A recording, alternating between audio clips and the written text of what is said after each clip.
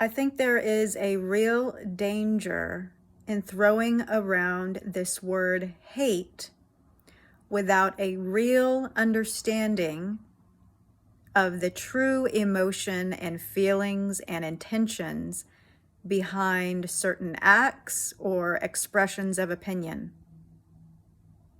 I think it is safe to assume that this act of violence against Christians yesterday at this Christian school/church in Nashville, I think it's safe to assume that that was an act of hatred against Christians. We don't know the whole story, but that's how it appears. On the other hand, what I've been hearing today is that that act of violence against Christians was somehow a result of hatred from Christians and from conservatives and people on the right towards trans people. So as a Christian, I feel that I have something I want to say about this. So as a Christian, and as someone who thinks critically and has a caring heart, I have a true concern for young people identifying as trans. I have a true concern for their mental health, and I have a true concern about the medical procedures and treatments that many of them are receiving. It is my understanding that these treatments pose a great risk to their long-term health over the course of their lives, receiving these hormones and having to manage complications from surgical procedures. It is my understanding that these procedures have a high percentage of complications, and that apart from top surgery, are essentially experimental.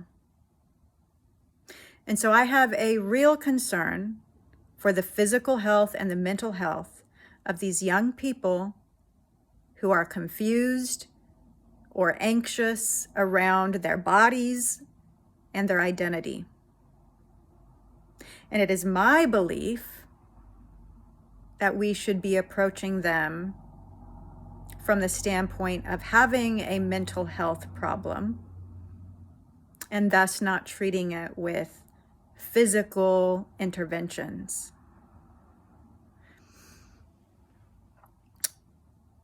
I will also add that this idea around, if they don't receive these treatments, then they're at risk of suicide. I will share that there are studies that actually prove the opposite. And if you'd like me to share those studies with you, I can do that. But there is no valid research that proves that children are at higher risk of suicide without receiving these treatments. So I can share that with you if you'd like. So, does my concern for these young kids and young people, does that make me a person of hate or a bigot or anti-trans? Does that mean that I want all trans people to cease to exist? So I think there is a real danger in that claim and its effects on the mental health of trans people.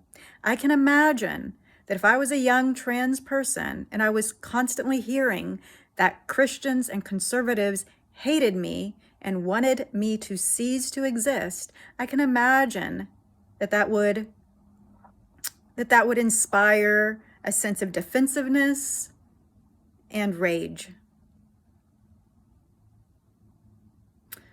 So we don't know the whole story of yesterday and that person's history, but I can imagine if that person had bought into the belief that Christians hated them, I can imagine how that might lead to rage and violence.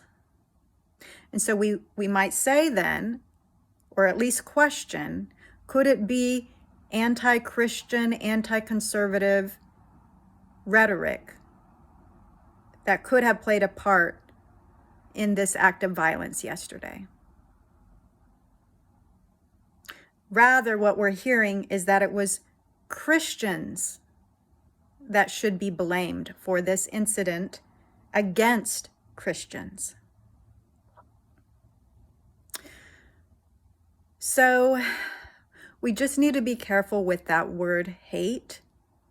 And we need to get curious and be willing to listen to people's concerns before we demonize them.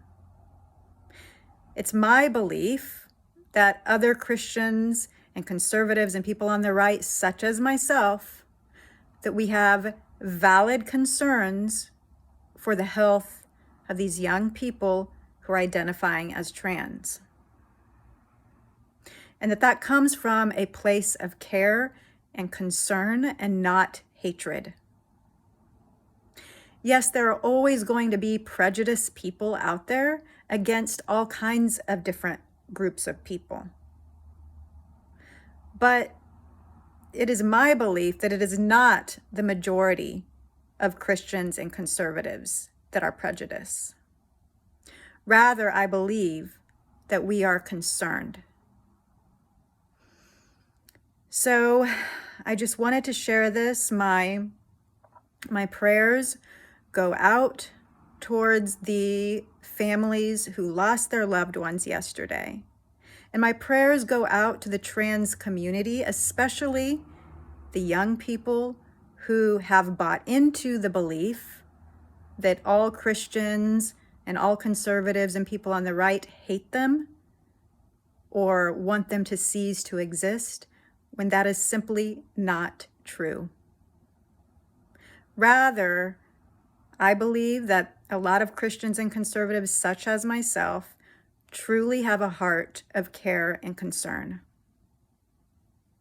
So I just wanted to share this. Thank you for listening, and God bless.